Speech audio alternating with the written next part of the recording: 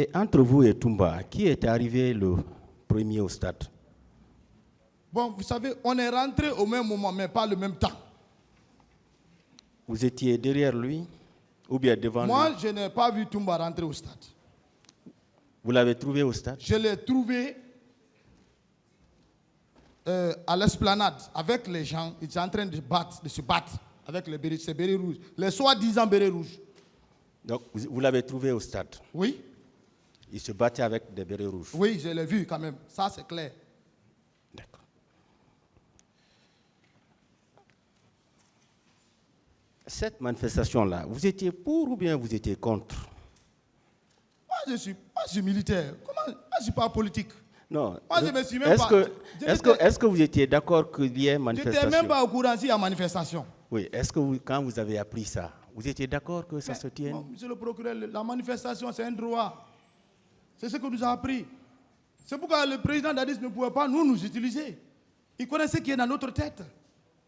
Il fallait passer par d'autres personnes, les soldats recrues, pour qu'ils puissent manifester. Donc, vous étiez pour que les manifestants viennent au stade? Non.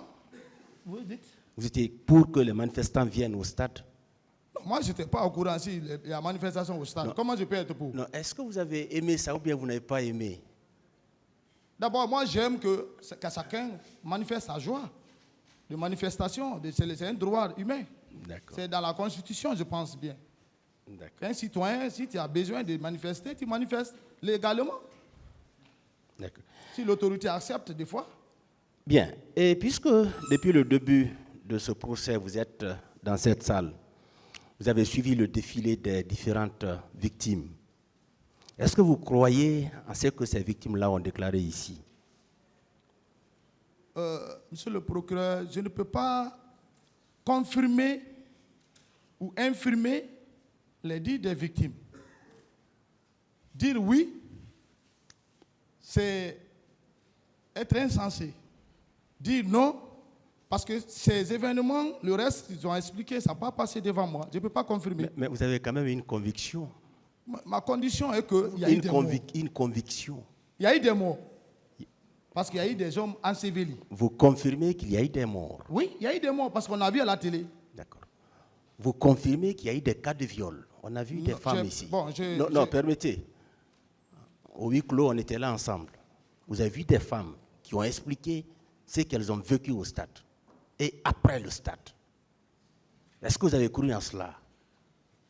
Bon, quand une femme, franchement, une femme vient devant l'autre et demande qu'il a été violé, que telle chose lui est arrivée, d'abord, on ne cherche pas à savoir est-ce que c'est la vérité qu'il est en train de dire. Monsieur Marcel, est-ce que vous avez cru en ce que ces femmes-là ont dit ici? Bon, avec cette violence, je ne peux pas infirmer ça ou dire oui ou non. Vous avez une conviction. Il n'y a pas de preuve devant moi. Non, écoutez, vous les avez suivis ici. Oui, j'ai suivi. On était tous là. En âme et conscience, ça me touche.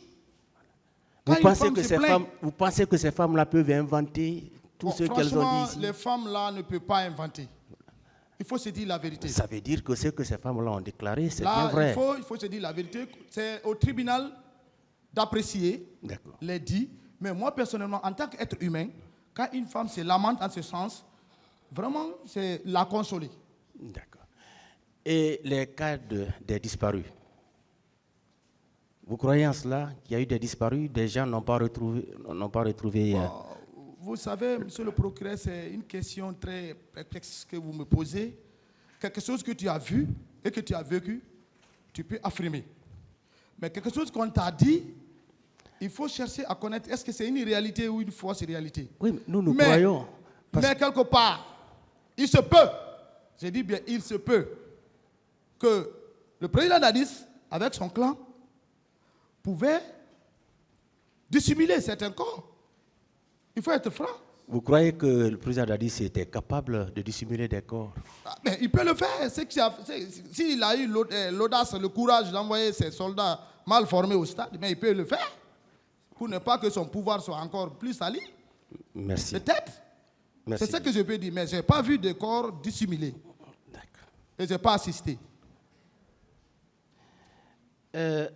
C.C. Raphaël a dit ici qu'après le 3 décembre 2009, il y a une véritable chasse qui avait été engagée contre lui. Vous étiez impliqué dans cette chasse-là? Bon, C.C. Raphaël, c'est un ami, je sais, mais il a trop surpassé ses déclarations. Il est là, et c'est que l'homme qui est devant moi, qui est devant lui aujourd'hui, à la barre, ce que je suis en train de dire, c'est la vérité. C'est moi qui l'ai présenté, c'est moi qui ai décidé de lui faire approcher au président Dadis. Oui. Et le président Dadis a accepté.